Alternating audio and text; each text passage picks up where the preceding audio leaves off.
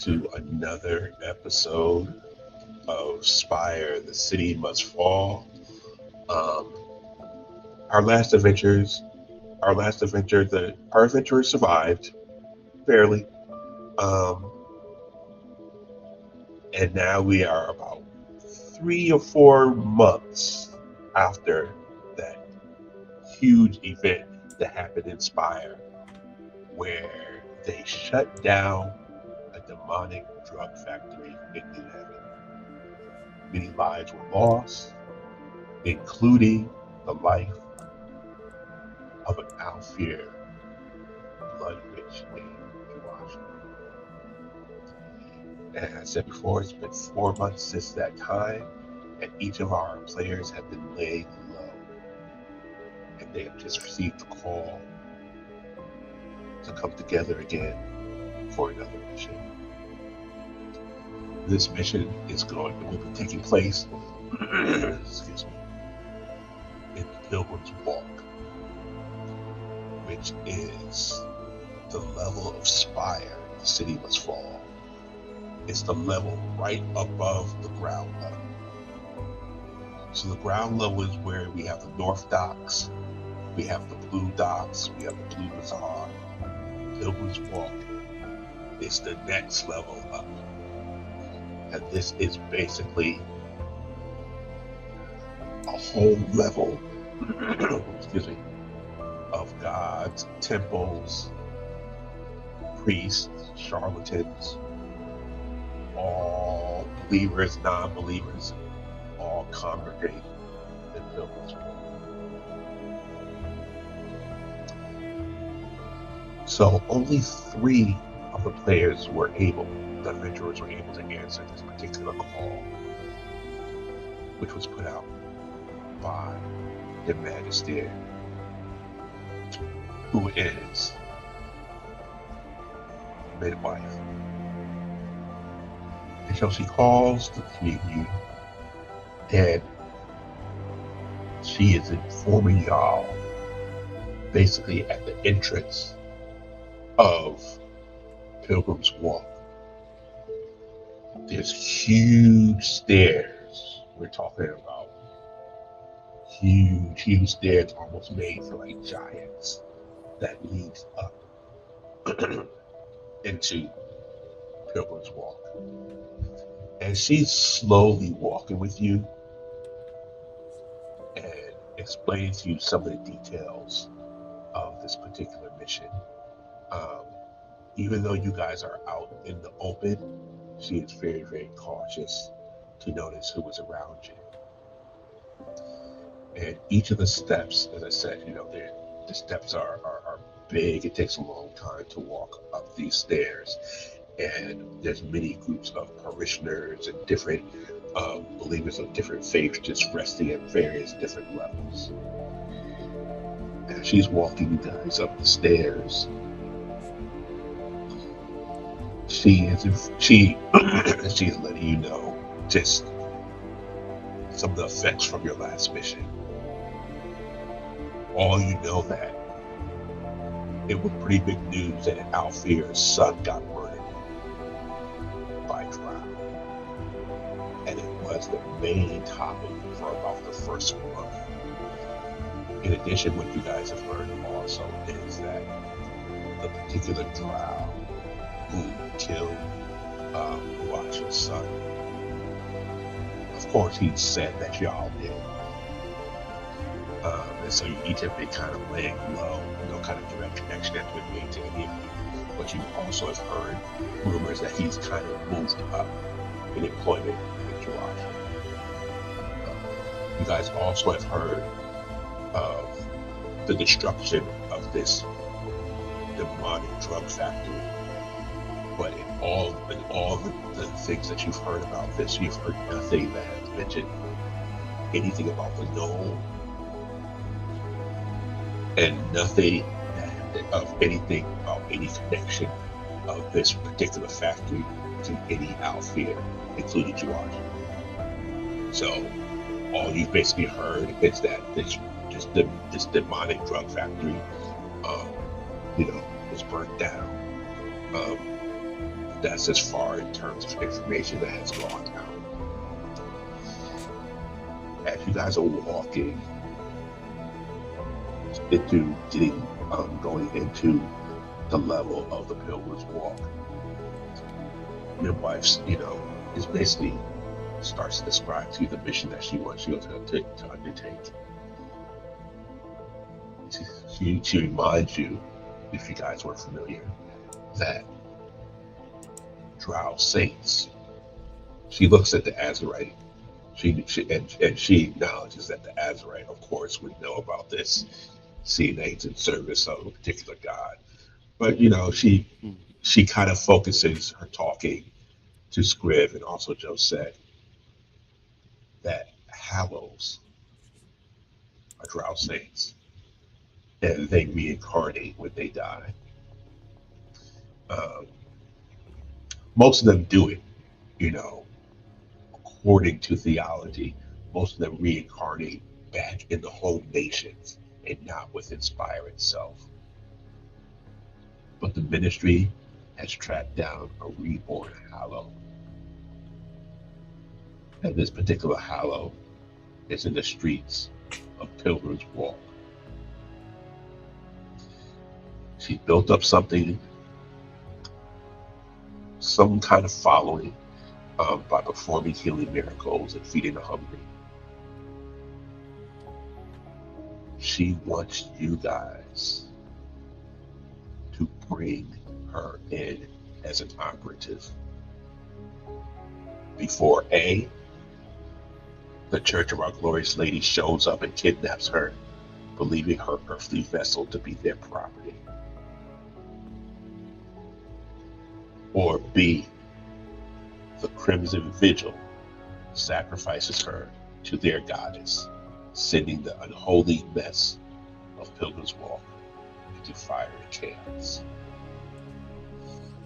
Now, as we've mentioned sometimes before, that the traditional Drow religion basically had a threefold goddess.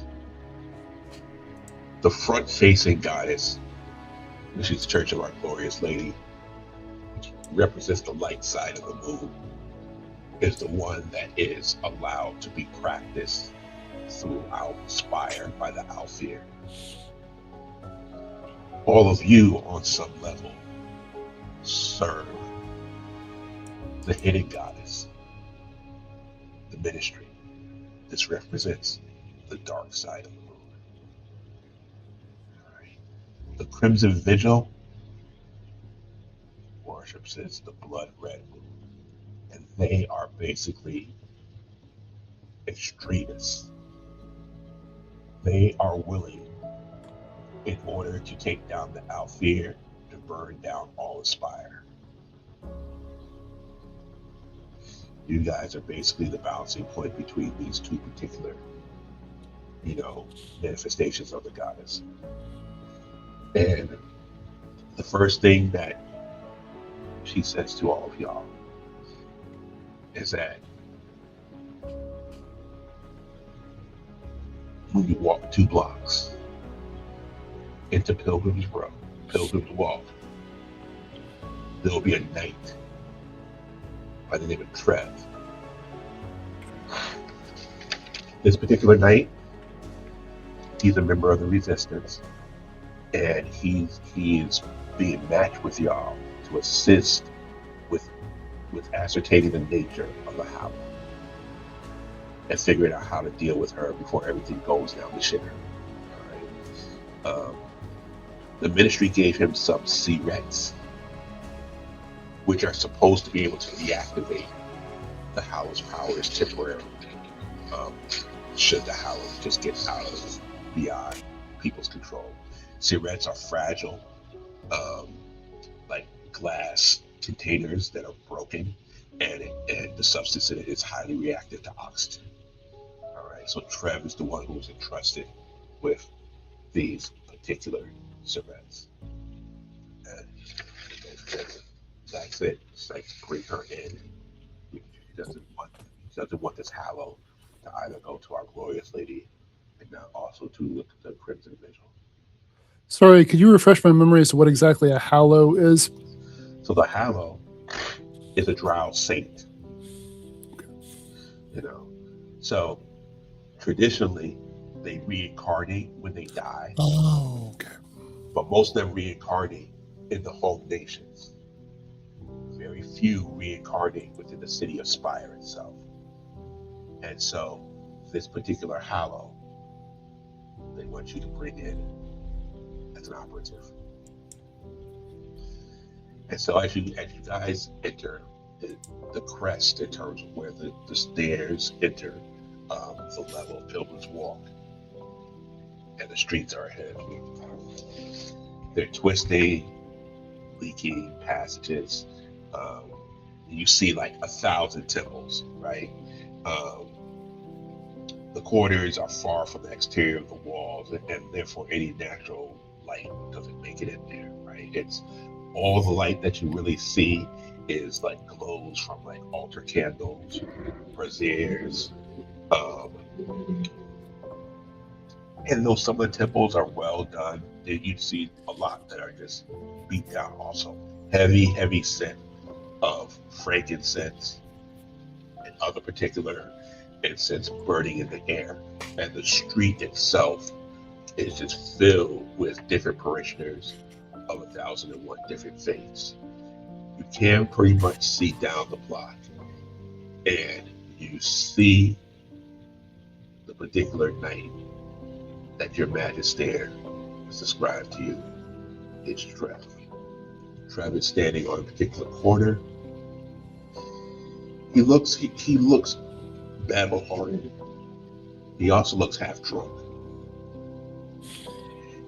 And he doesn't have a full set of armor. He has a great sword, but he doesn't have a full set of armor. But he has a breastplate, and on the breastplate is an ad for Cool Ash, which is basically a homemade salve like Big Game.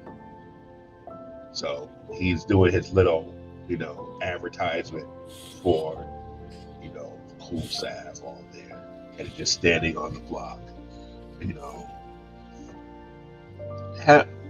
know he's a little inebriated, but he definitely looks like he just belongs there. And at this point, your magister have left y'all, and it's just the three of y'all moving down toward Trev.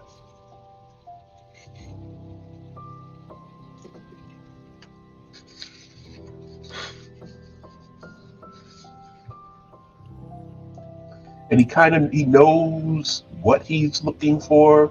Like, you guys have passwords, secret code in order to identify each other. But he hasn't really noticed y'all yet.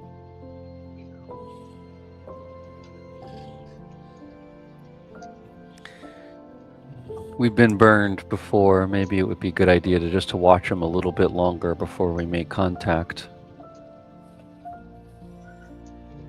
That's not a bad idea. He burped real loud. Oh. It's kind of scratches behind his ear. You can tell he's looking around, like he's looking for something. But again, it's not to the nature that it looks like it's something that's so out of the ordinary. The streets, like I said, are full. You hear, chanting. You see parishioners of all ages and basically all incomes also. Just going back and forth down the street, and also, entering and leaving various different, temples, or there's also little street altars also. It looks like he pulls out a little bit of like some type of jerky, and it's just chewing on it. Is anyone buying his product? Oh, well, he doesn't have any of the product. Oh, I see. He's just a billboard. He's just a billboard for it. It's just a billboard. You know, the knights, That's even worse. you know, they just, you know, they get their little, Sponsored. yeah, they get their little money where they can. Gets a little silver. You know. Well, one of us is going to have to talk to him. Scriv is going to make his way over and politely introduce himself to this person. It's like, hi, I was sent to come and meet with you. Do you, what do we need for you to go ahead and get going on this project, boss? You know, he stops for a second, looks Scriv up and down, makes sure that the particular code words are exchanged, and acknowledges that Scriv has been sent here for the mission. And he's like, where's the rest of y'all? They're around. Why are you drunk? Why not be drunk?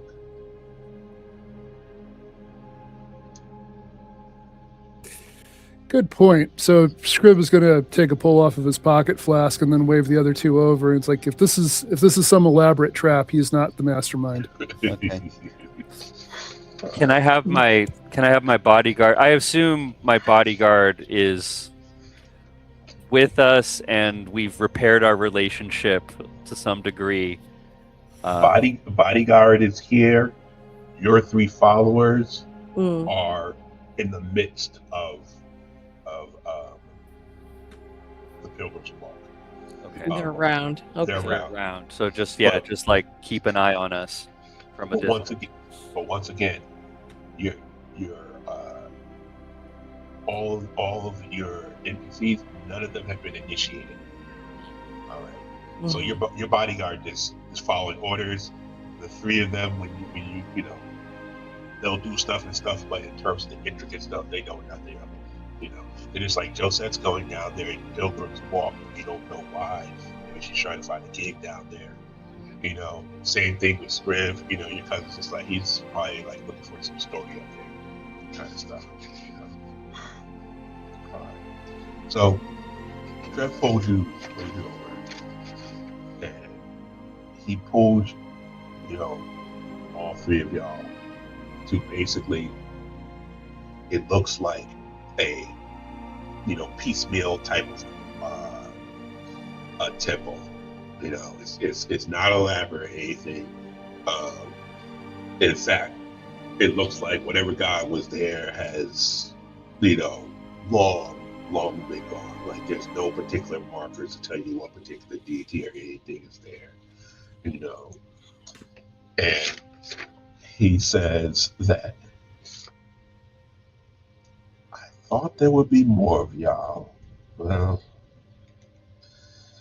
he's like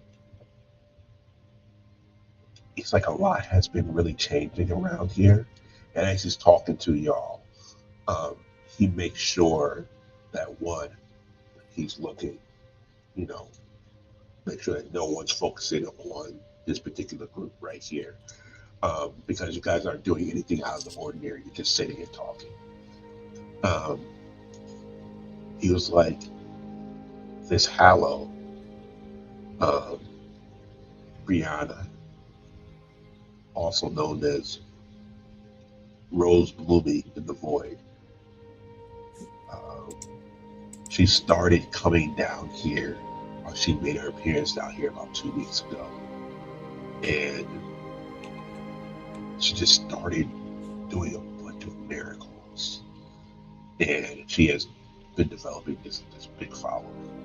And he's like, you know what we're here for. He's like, I just want you guys to understand that this is something like I haven't seen before. I fought on the front lines in the south against the gnolls. I fought against, you know, I've seen some of the demonic, you know, weapons of the gnolls and some of the magic of the Alfear. And this is something that I haven't seen before.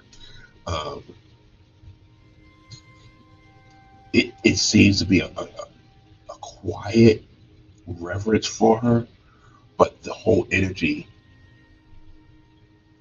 of Pilgrim's Walk has been changing, And then he looks around like this.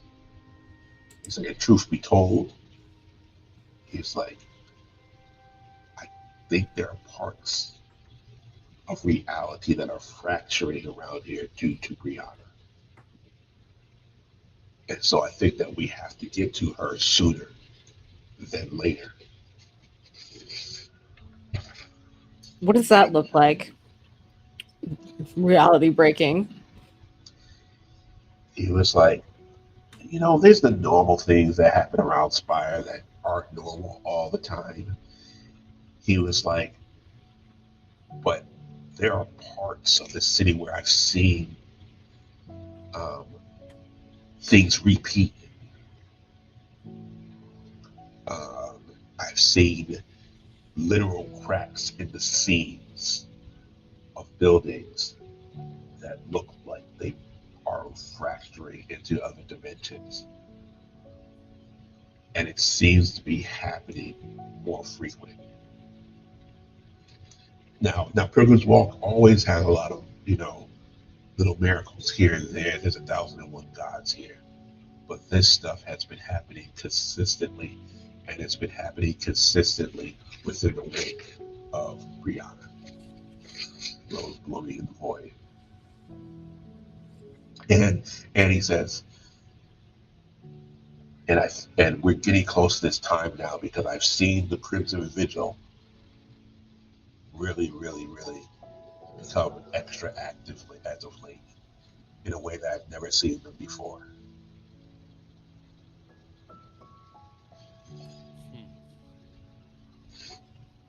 Well, have you had any run-ins with them yet? Pulls up his sleeve. It's about 3 scars right here that clearly are not healed. He was like, I took down 3 of them. They got me with something, but the salve has been putting it off. You should really, if you're ever interested, it's a salve that can really, really keep your wounds really clean. This salve right here, keeps going to his breastplate. It's A1. Great. He said also, he's like, and also there has been an Alfear down here also, a group of Alfear. Say more. He was like, I think it will be easier to show you because it's about time for her mid-evening procession. And he starts to point down the street, and you see basically ground start to move toward this particular area. Right. And this is the main street, the Street of Gods. And there's, like I said, drow of all ages, all particular, monetary level, social standing, and everything. And then you see her. She is wearing a black and red velvet dress, cut off at the shoulders, long trail going behind her. Even though it's already dark, in general where you guys are, there's a type of darkness that kind of hangs around her. And then you notice that wherever she steps, black roses sprout. And her feet fall are both equally they're equally beautiful and eerie at the same time. And as she's walking, you see, people running up to her. Please heal me. Please heal my son. They're all running up to her. And you see one mother with a dead son. And you see her slowly wave her hand over the son. And the son is revived.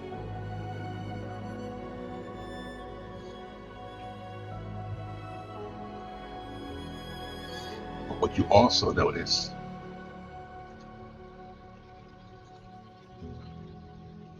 is that there's a group of Alfir, all masked, all definitely in brass and white clothing. They are at a distance from her. They're clearly following her. And they're observing her from a distance. What's our distance exactly to her? Your distance is about half a block. Half a block. About half a block from the procession, and probably about half a block from also triangulate from the Alfiers that are observing her. So you're like on one side of the street, and the Alfier on the other side of the street on the corner. May I use an ability Yes, you may. called Heart's Desire? Right. You know what they want. Once per situation, pick an NPC that you can observe for a while. I want to observe her and know what she wants. Okay. Truly wants. Okay. Oh man. All right. There's no roll. There's no roll, but there's going to be stress. Do 1d4 for stress. Do 1d4, okay? Yeah. Just a straight up 1d4. You got it. All right, Yeah. hang on. 3. All right. So you're gonna have 3 stress on the mind. Mind stress. Uh-oh. Mind stress. Wow. Stress. I mean, but the good thing is with divine, what's names, you always have. It will always be successful. Right. Right. So okay. I took some stress. Yeah. You took some stress. Do you have any mind resistance? No, you don't. No. No. Okay. All right. So, so you got 3 stress on mind. Okay. All right. Oh, I still do need to roll for Fallout though. What you did? Yeah. No, you'll be all right. You'll be all right. I'm gonna say that now. That's a lot of stress, though, right?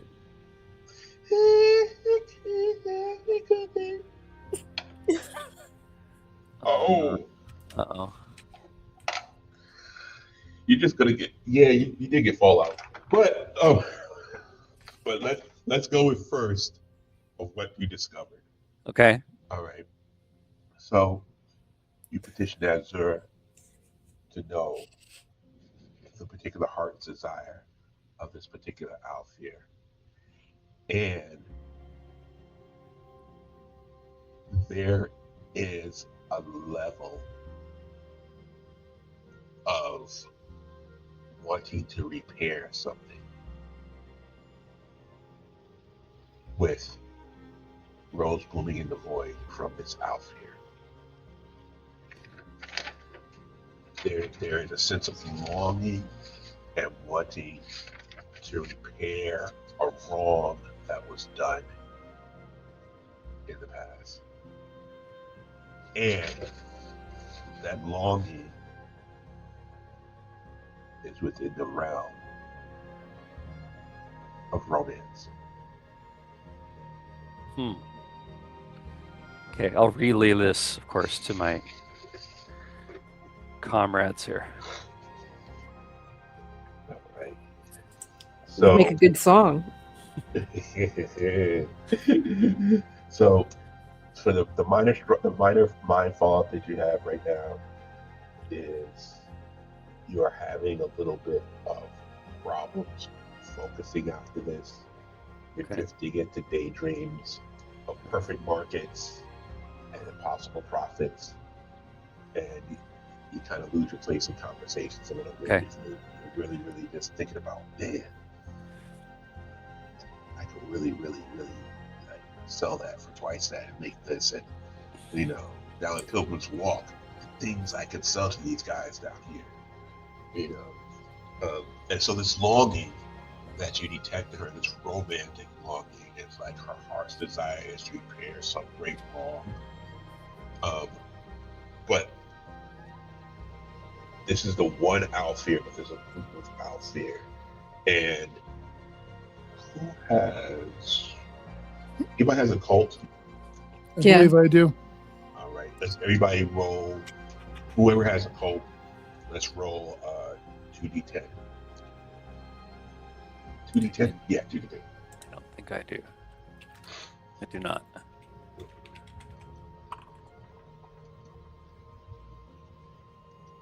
No, you both- 2 and a 5. All right. Hold on. All right. Also a 2 and a 5. All right. So this is what you notice. What you guys notice is that this particular Alfear is a skald, meaning that she is basically part of a particular warrior class, the warrior poets of the Alfear. Warrior poets are like the top tier. The skalds are the top tier, fighters within Alfear society. They're basically fighter bards. And you guys notice by her particular movements, the gear that she's wearing, that they're all skalds. All right. So there's about 5 of them. And 5 Alfear in one place outside of the top levels is something very unusual.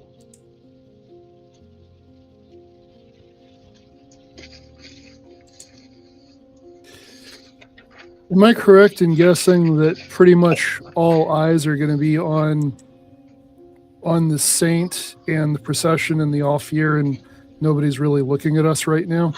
Yes. Okay. So in the dust, you said we're standing by an abandoned temple, right? And there's not clear that this belongs to any god. Yes. So since the last time the group saw him, Scriv has gotten a tattoo on his arm that's the symbol of a long-forgotten war deity that an archivist would know. And while nobody's looking, in the grime and the threshold, the dust and the grime, he's going to draw the symbol of the deity, which looks like that. It's a crossed sword and mace with over a spider. That's not really relevant to anything that's going on. It's just kind of what my character would be doing. I love it. Do we have any insight, any of us, on why these warrior bards in particular would be present for this saint? Not outside of what Prosper has told you all, in terms of like there's some particular, the main skald who the other Alfear seems to be centered around, has this particular longing to repair something with the saint, and that is rooted somewhere in romance.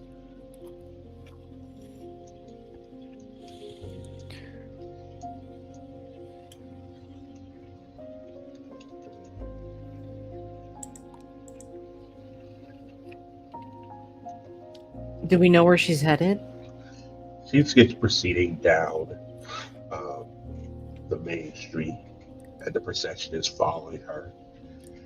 And then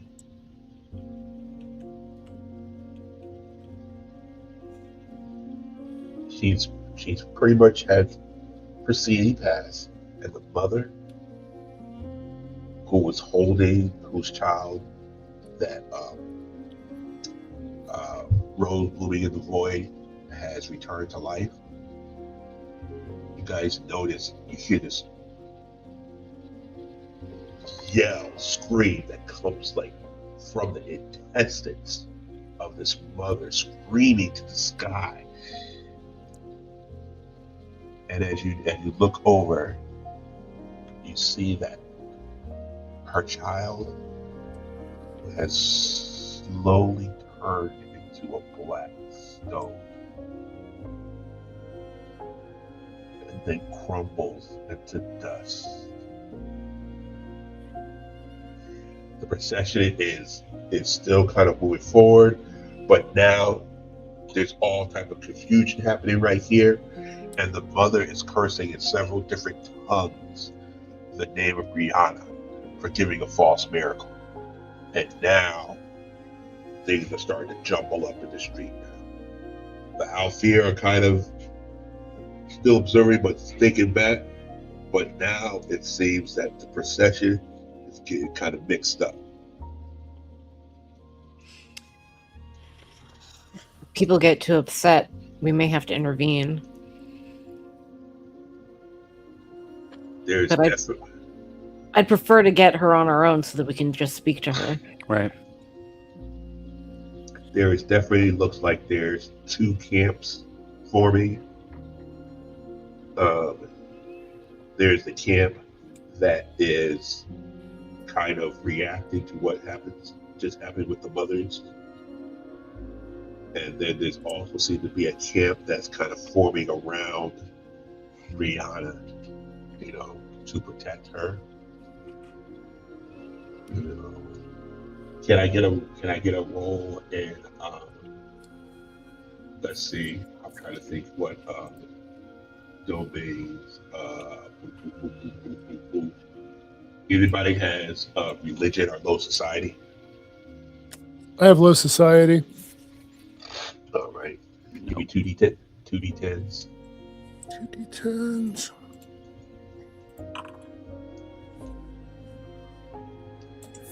Pair of twos. Oh man, okay. Yeah, you don't know. So you just know that people are more like scrambling around that particular mother, and it's increasing, and it looks like it may get violent, but it hasn't reached that point yet. Can Scriv try to make his way to the Saint? The Hallow? Yeah, you can try to make that. All right. Moving toward there, give me another 2d10s in for low society. That's great. Okay, something's not right here. 'Cause Yeah, that it's didn't not roll. rolling it. Yeah. Let's try it again. There we go. Okay. It was still a bad roll, but It's still that roll, but damn. but at least it actually rolled. So tell you what, that's my first failed roll, and then we'll try the second one. See if it does anything different. Right. Yeah, that's a little better. I got a 5. Yeah, okay, I'll give you the 5 one. You notice that one of the people who are centering around the mother and her child is belongs to the Crimson Vigil.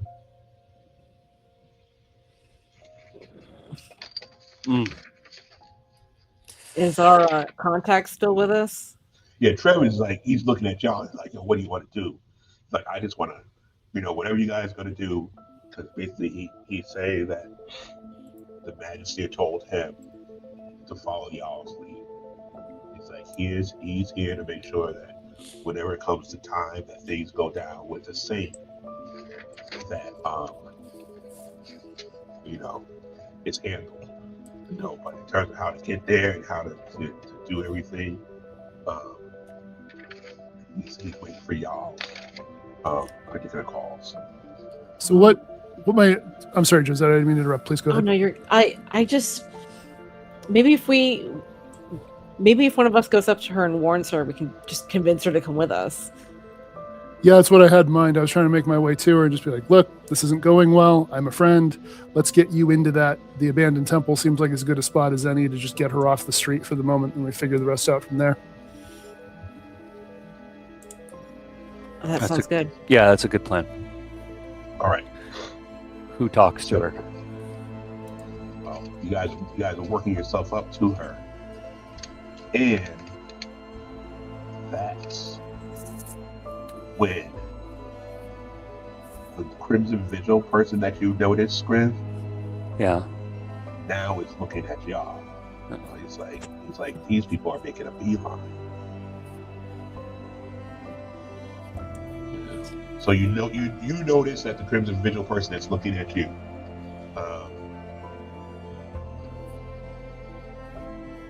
So we can't like sneak over there. It's pretty in the open. You can still get.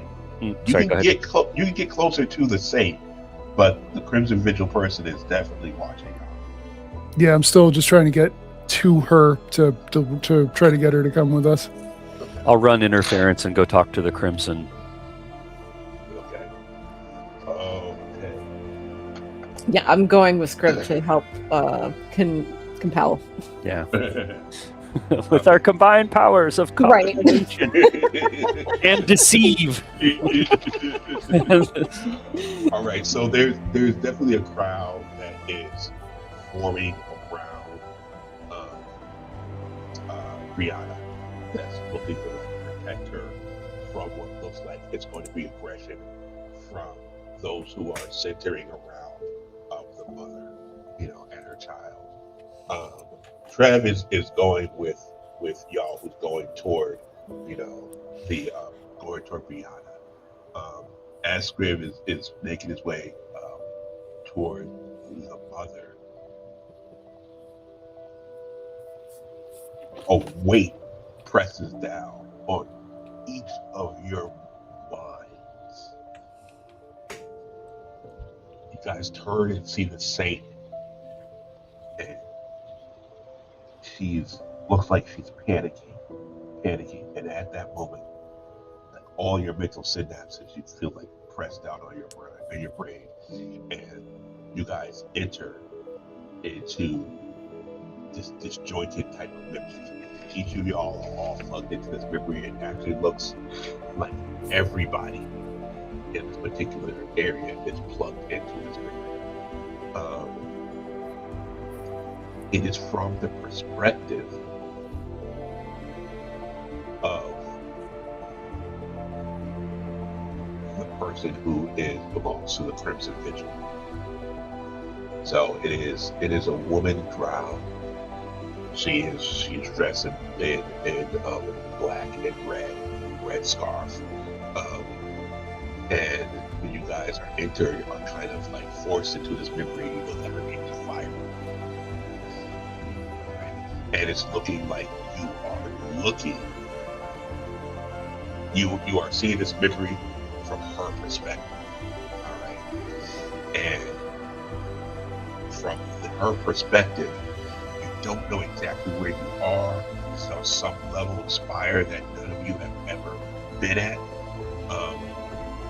But she is standing near Lilith. Petals scattered everywhere. Lilith is the Alfair Scald.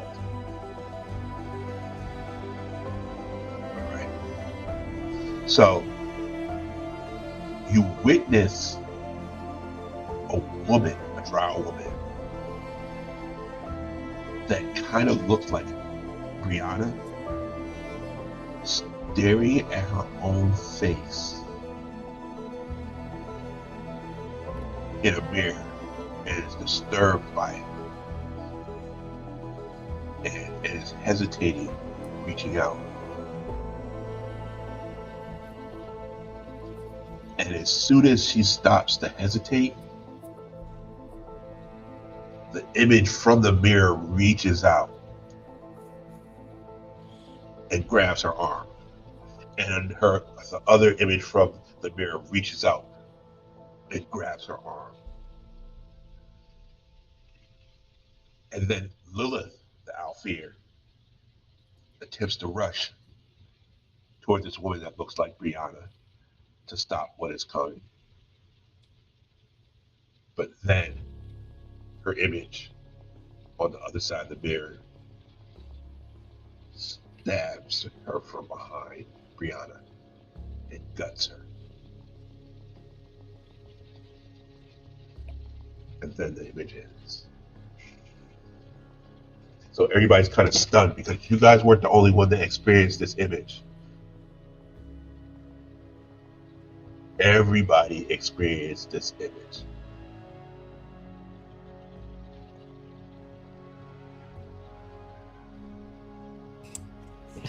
And Brianna's still looking like what? She looks shell-shocked.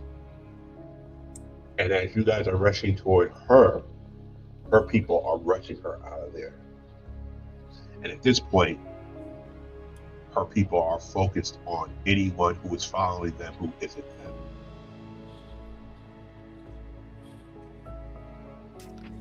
them.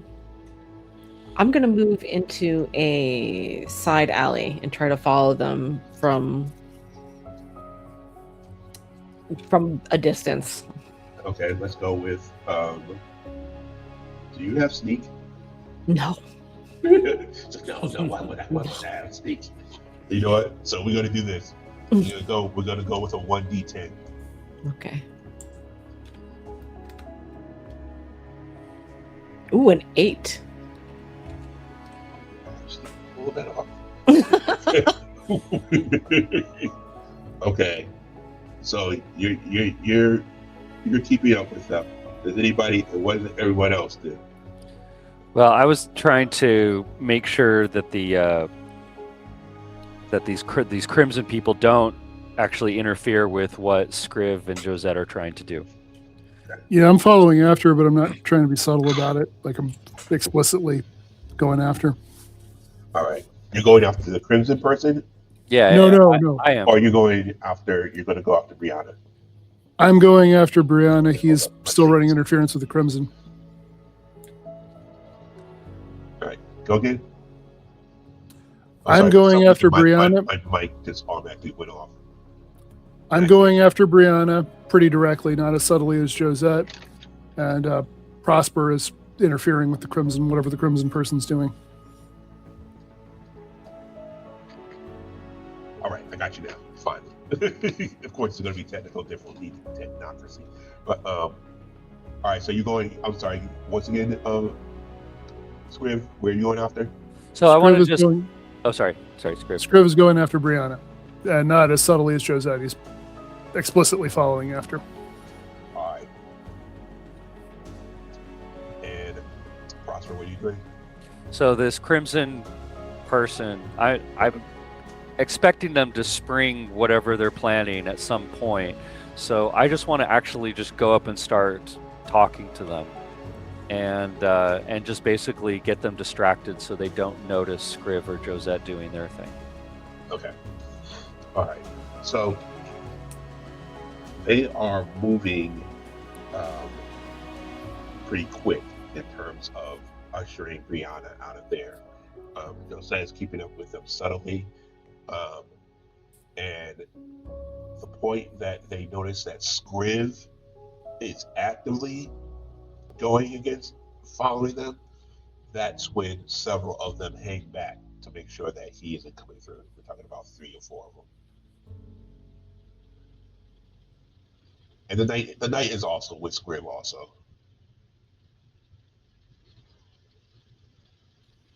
All right. And Vira, who is the Crimson vigil person, looks at Prosper. She just kind of looks you up and down, looks like she's trying to size you up in terms of like your place here. Hello there. You seem like a perceptive person. May I interest you in the knowledge of the true golden god? I have some pamphlets. Pulls out a little dagger. Oh, you're one of those types. Yes, I'm quite familiar. I open up my my robes, and I've got some too. Okay. She, you know, it looks like she's calculating at this point. Yeah. She's looking a little down the alley. She's looking a little where the mother's at.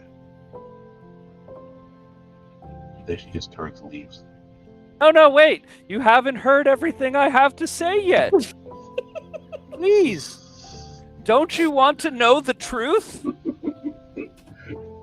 At that point, And I'll just get closer and closer to her. at that point, she's not even letting you get close. At that point, while she's walking away, she clearly blind throws a dagger that lands directly at your feet. I'll keep chasing her Oh, as loud as possible. Okay. I can see someday the truth is going to catch up to you.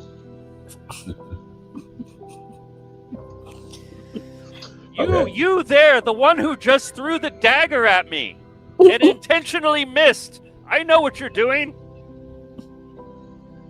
At this point, you have garnered the attention of the Alfear.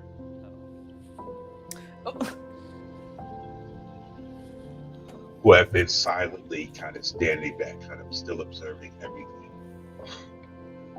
And at this point, you also notice that Vyra, the Crimson Vigil person, you notice that petals scattered in the night, the Alfear notices her where she didn't notice her before. And now the Alfear, even though they are with their mask, even though they are masked up, slowly turns their head towards you and towards her, trying to figure out the connection.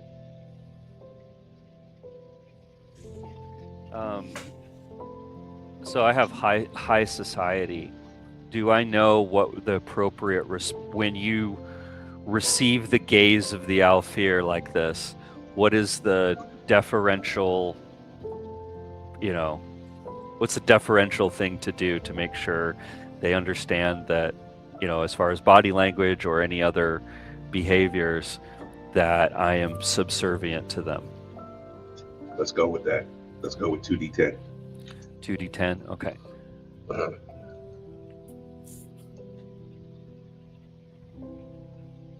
I rolled a 8 and a 5. All right, you got that 8. You pulled it off. All right, so they acknowledge that, that you've acknowledged them, and they seem to be speaking a little bit, amongst themselves real quick. And it's at this point that Vyra books. She books. She's out of there. And they're still gazing at you, though. Even though you have done the appropriate response and everything, it's like, okay. They're like, okay. Then it's probably just an Azurite trying to make a sale, Josette, you are still following the core of the people who have ushered Brianna, Rose blooming in the void, down different side streets and things of that nature. Scriv, you and the knight are face to face with basically 4 followers of Brianna, Rose blooming in the void, who stand between you and the direction that they went off to. We're here to help. We're friends.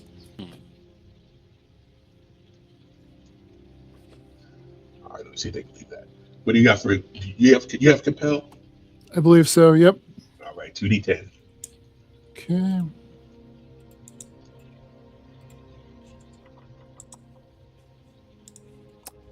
A 1 and a 10. You rolled a 10, okay. All right. Yeah, so they believe you.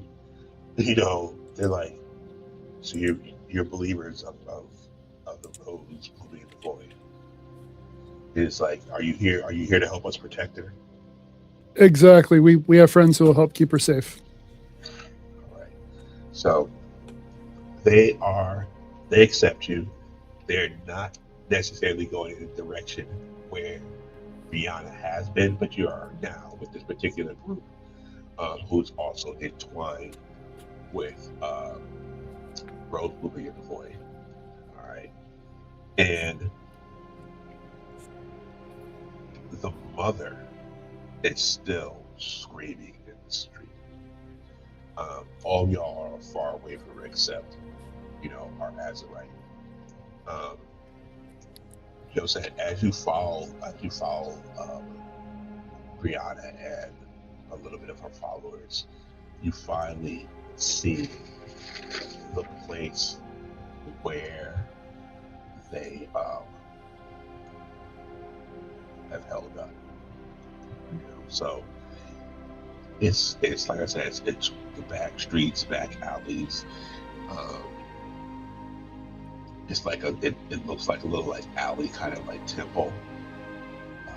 Her worshippers are definitely there.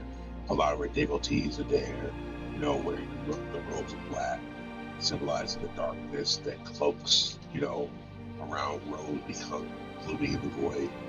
And they also working real hard to get the black roses that sprout up wherever she walks.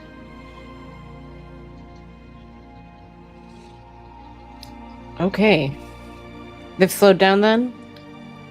Or are they heading in? They are. It is kind of in and out of the temple itself is in and out. So part of it's like out in the alley, and then there's like not a closed door, more like an arch, and then it's kind of goes inside of this building. So they've slowed down. They look like this is the place that they are going to rest, and they're comfortable with the fact that they haven't been followed, even though they have been followed. If I don't see anybody else who could observe, I'd like to. How is it? Just her and just a few people? Yeah, it's about her and about 7 of her followers there. Okay. I'll step out with my hands up. Divine Lady, you are in danger. My friends and I can protect you. Their worshippers are just like, first of all, they startle for a second, and they're like, "How did you find this place?" I'd like to use Who Are They to get +1 reputation. First time you meet somebody who doesn't know your name, you roll with mastery to deceive or compel them. Once they know your name or see you for a second time, the spell is broken. And I'm just gonna ignore them and just appeal directly to Brianna. Like, please trust me. I want to take you away from this danger. We can help you. Ooh, all right. So, which one's that again? That's called what's it called? Who are they? Who are they? All right.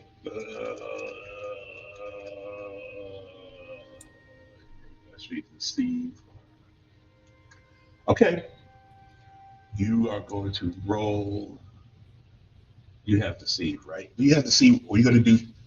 You have deceive. I have deceive and compel. Okay, so. And I have occult, if that's helpful. Yeah. So this is what's going to happen. You are going to roll 3d10. 3d10. Yes.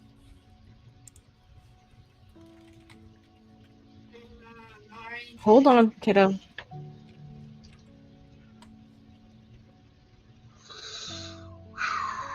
right, you did it. You pulled it off. All right, so you're appealing directly to her.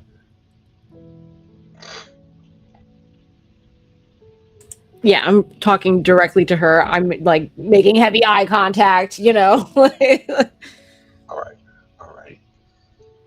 She was like, "Are you sure?" Yes. Okay. All right. She talks down to a little bit of her parishioners. A little bit here. It's like, don't worry. I will never depart from you. I will never leave you alone. You know. And she comes with you. All right. Now back at the ranch with Trev and Scriv, and also kind of in the distance with Prosper.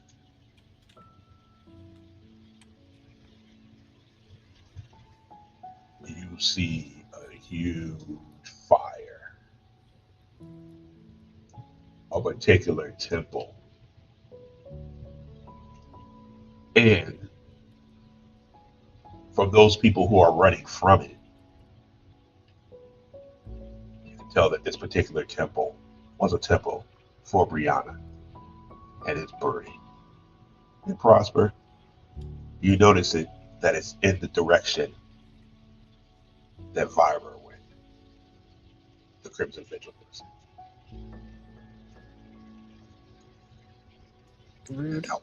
And now people are rolling out of the street now from that direction. Many of her followers and stuff, they're now moving toward where you are. And also Scriv, those followers of Brianna, Rose moving in the void, they are moving toward that direction now too. Just like we have to basically save these followers, we have to save the temple. I don't think that temple's going to make it. There are people there. You have to save them. It's what Brianna would want.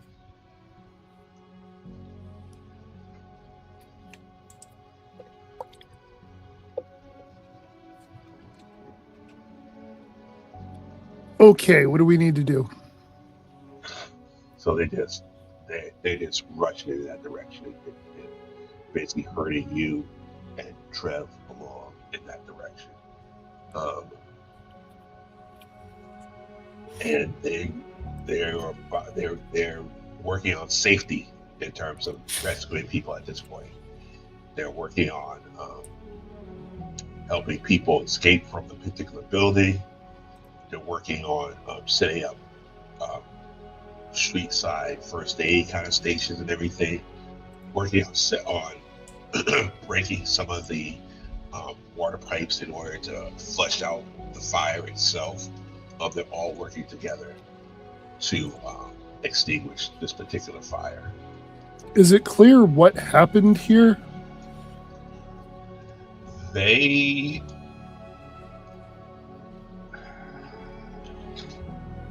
Scriv roll would 1d10.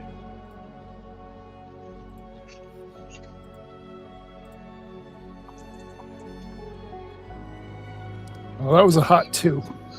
And you got a love affair with 2s today, but yeah. So yeah, it's not clear what's happening here, what went on here.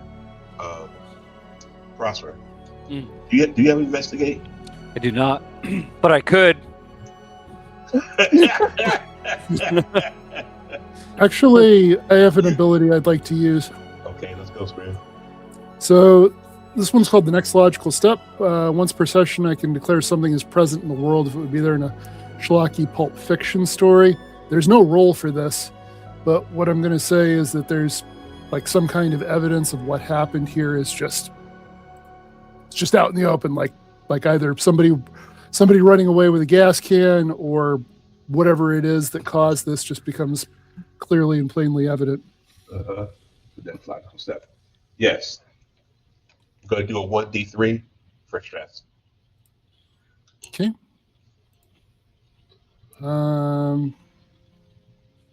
Well, I can roll a d6 and have that. Yeah. So am I rounding up or down? Down. 2. 2. All right. A little 2 mind stress, and you are good with no fallout. All right. You see Vira, the Crimson Vigil person, standing clearly near the fire, and you also see what appears to be several other, maybe 2 other members of the Crimson Vigil right there, also nearby her. And you can tell by their body language, and also just by their nonchalantness that they're the ones who set this. You know. So Prosper's nearby, right? Yeah. Prosperous. Hopefully catching up. As soon as if the Elfair are leaving me alone, I would want to reconvene. Yep. With the So I'm going to let both Trev and Prosper know what happened. I'm trying to be quiet about it, but given all the commotion, Scriv probably has to talk loud enough that people around are going to overhear him. All right. Josette, where are you going? I assume that we have some sort of predetermined exit, right? Right? Sure. A place to meet up with everybody. The abandoned temple. Yeah. Yeah. Okay. Okay, you go to the abandoned temple. All right. So I am going to need you to roll 2 d10. This is for sneak. 5 and a 4. Okay, so you're getting toward there, but Rihanna sticks out like a sore thumb. Mm-hmm. And so as you are working to move her toward the temple, you know, hanger-ons just keep popping up, you know, kind of just like slowing the movement, and just like asking for a blessing from her, things of this nature, you know. And so they're slowing you down just a little bit.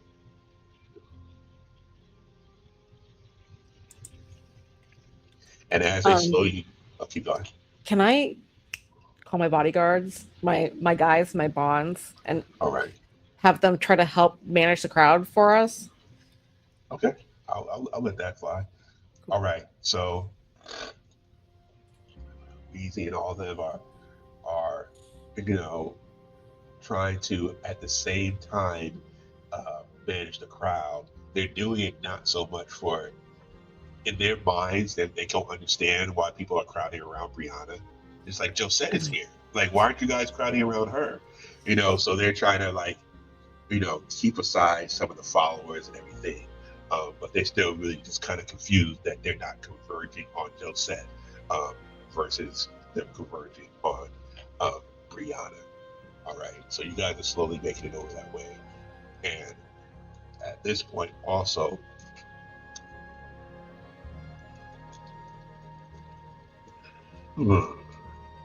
yeah, as you're getting closer and closer to this temple, you also notice petals scattered in the night, Lilith, the Alfear, who are now observing you, Josette, and your particular crowd of movement.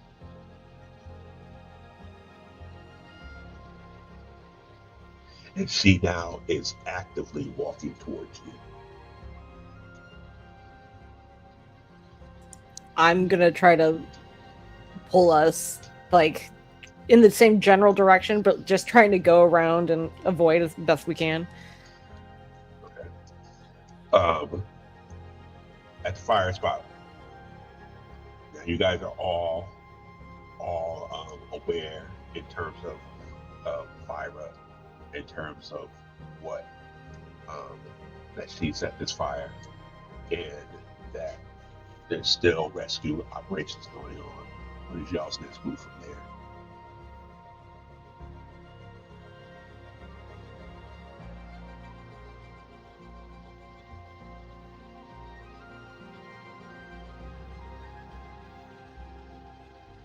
Myra is definitely notices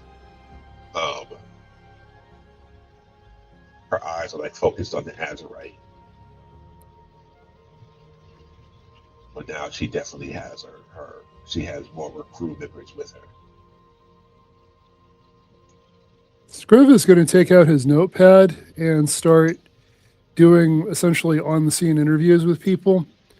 With the purpose of this is that he doesn't necessarily want this to turn into a brawl with the Crimson crowd.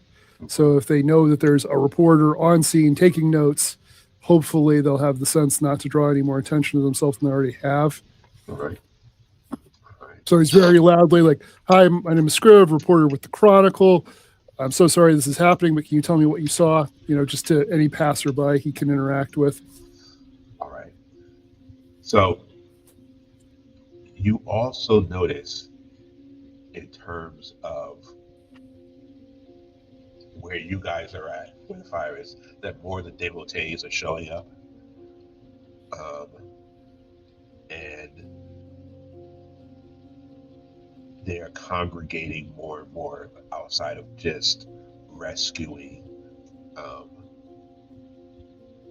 attitudes. They're now, it looks like they're congregating, like really realizing like this was an actual affront against Rose blooming in the void, and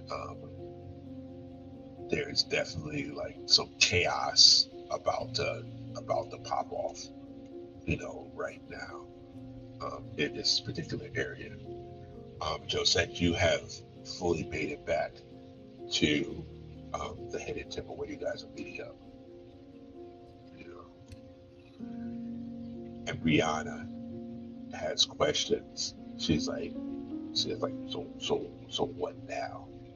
What is it that you want?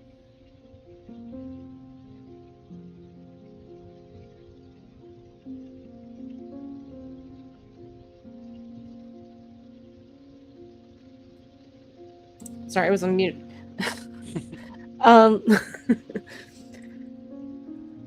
We just want to get you to safety with our own people. Who are your people?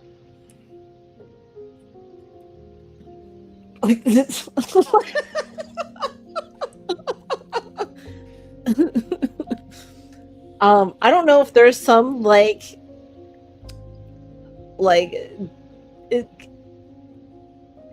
don't know if I have to roll something to think of how I could impress upon her that I'll fear bad. Drow good. All right. Let's go with Topple again. Okay. You have our. Can I use compel and occult to sort of use that language to say you are of us? That would be in this compel itself, but if there's a particular type of extra emphasis from one of your abilities, because basically that's what you did to get her to come with you. Okay. But if there's anything else, but if not, then we're just doing 2d10.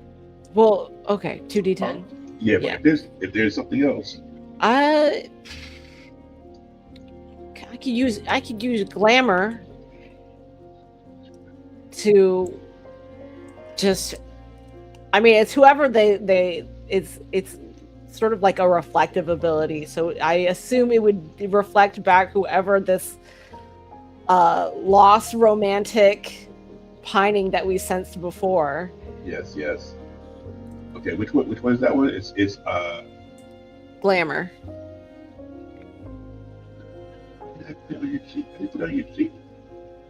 It's Oh, the maybe, second maybe, ability. yeah, maybe it's because I'm looking at a different person's sheet. That's why. Oh. I'm looking at it I'm like, this doesn't look like Idol's abilities here. And like, okay, Glamour. All right, so.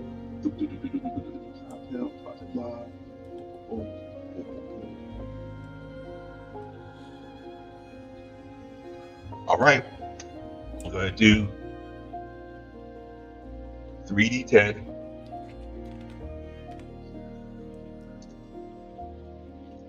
Ooh. Mm. 6, a 9, and a 6. Woo. All right, so pull it off. You express to her in terms of the whole microcosm of Spire, her place in it.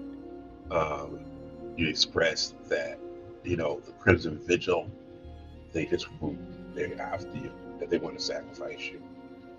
And you also express that, followers of our glorious lady, that they just want to lock you up and use you also. And that the greatest place that you could be of use beyond is with us as we take that Spire from the Alfear. But then you also notice she whispers, and you see her lips basically whisper a name, and it's Lilith. Mm. And like tears start coming down her eyes. And before, when you guys were caught in the vision before, you were seeing it from Vira's perspective, and there was definitely a particular hold at that point. So at this point, she's seeing you as Lilith, petals scattered in the night, and she's just crying.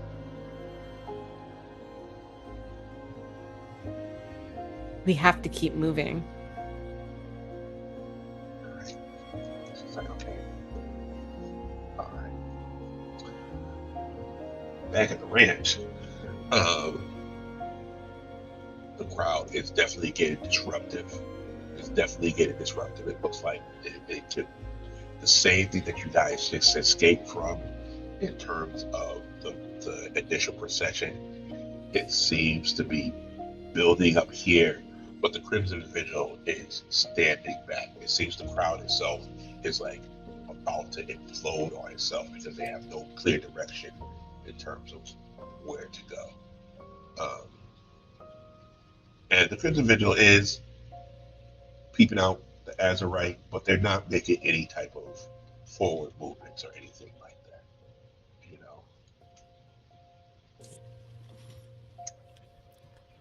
So, Prosper, do you have the feeling that maybe a great place to be would be somewhere other than here right now?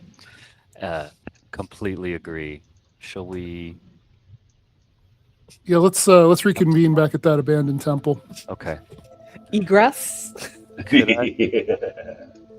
Egress. That's a good. Yeah, I was like gonna say like abscond, but I don't think that's quite right. Like, Yes. Scriv would know what the best word for this is. This is yet another situation that requires a brave and mighty hero of the land. Sadly, we're a reporter and an accountant, so off we go. All right. So you guys make it back to the abandoned temple. Rihanna is still teary and crying. And Trev is with you. And Trev right away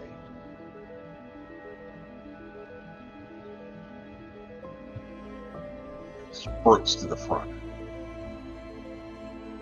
And he breaks one of the Sirat vials right in front Hey. of Brianna. Shit. No, this is So, he's undercover. He's a double agent. so first of all, it explodes. It's like magic glass. Spurts everywhere. All right. Resist. How many people got resist? Resist what? Just resist. It's a skill. It's a skill. Nope. Third. I'm not Third skilled from in resisting. third from the bottom, and it's not something I have. Okay. Does anybody have a cult? Yes. I do. Yes. Okay. Those with the cult can roll 2d10. Those with not the cult, 1d10. 10. Ooh, a 9 and a 4. 9 and a 5. Almost there. 5. Okay, Prosper. What happens to me? Then you get some blood stress. Blood. Oh, do you have a resistance? Not to blood. The blood. Okay, you just took that. Okay, yeah. Let's just make sure it's not fallout. That's the, Okay. You took 4 in blood. 4 blood. Whoa. Yeah. You took 4 in blood, and there's no fallout. You know, you just got some shrapnel caught up on you. You know, and everything. Well, Now, Rihanna, of course, is struck, and she starts to talk slightly different. And she's like, "Where am I?" She's like, "What's happening? What have I been doing?" And now her tears are becoming black tears, black water in her eyes. And there's like this singing in the background that's not her. And everybody in the room, you start to hear voices from particular people who you've lost in the past, and they're imploring you to join them in the Moon Guardians. Now, the Moon Guardians is basically the the Drow afterlife. It's written in the Drow holy text that the souls of the Drow be freed upon death and travel up through the night sky to the side of the Moon Guardian, a sacred space of calm where food is abundant, where the scorching sun no longer burns their skin, and where their radiant goddess walks among them in living forms.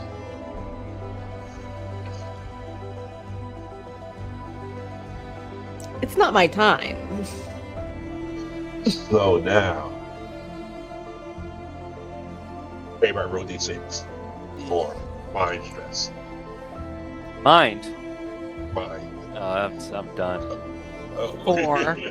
I am done today. Also a 4. 4. 4. You're lower than 4. Oh, now you're at 6. Damn. Okay. We're doing Fallout for each of y'all. I'm at 7. No, you didn't get 7. Yeah. You got 7? Yeah, I'm at 7 now. 7 mind and 4 blood. Oh, no. I thought for some reason you rolled 7. I was like, no. I mean, that's Total, still yeah, bad. my total stress for mind is 7, and my total stress for blood is 4. Okay. Yeah, you got, yeah. I'm coughing up blood and going crazy at the same time. Yeah, no, I think this puts me at 6 mind stress. you got a Fallout too. I got You're the Fallout. first mind was 3 mind stress, right? Right. So this is another 4. What's it do? Actually, hold on. You have resistance. Anybody have mind resistance? I don't. do. I have 1. Was this thing that is inflicting stress on this? Was this caused by? Was that vial a weapon? Yes. Oh yeah. Okay. In that case, I'm going to use Lucky Break and ignore it. Nice. Oh goodness. Okay, let's see. Lucky break. Boom, boom, boom, boom, boom. Let's see. Okay. Watch yourself with the deed. Flexible, stressful, money. Okay. You got it. It don't affect you. All right. You know, Prosper, you don't look so good there, buddy. You okay? No. Prosper. I would like to do something if I can. Okay. I'll hit you in just a second. Yes. Okay, Prosper. I'm gonna let you do what you're gonna do, and then the stress is gonna hit you. Okay. I'm really sorry. I pull out my Uzi and just unload on Trev. Entirely fair. At the level of my mental state, stress 7. I don't even know what that looks like, but it's like I'm imagining that I've lost everything, and Trev is responsible for it. So, the stress that the fallout that you're dealing with right now is that you think that everybody around you are your economic rivals. They're plotting to take you down. So I'm gonna let you get that one off on what's name Trev. On Trev. Do you have fight? Oh yeah, I took it last advance. Right. Okay. Yeah. Fight. All right. So 2d10. 2d10. All right, here we go.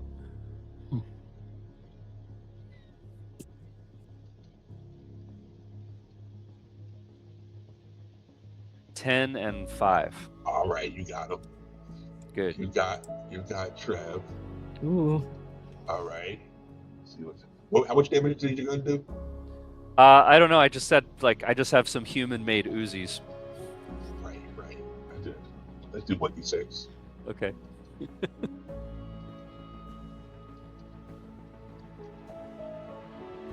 One. All right. Oh. You nicked him. His armor absorbed that joke too. Josette. Yeah.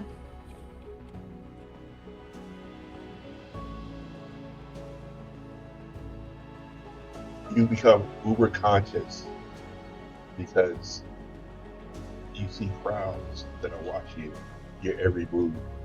You actually think that you are in a play right now. And so you're uber conscious of performing for the crowd.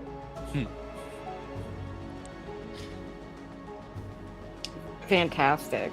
I mean, the real question is, does that mean she's going to behave differently at all? No. Isn't that how she sees the world anyway?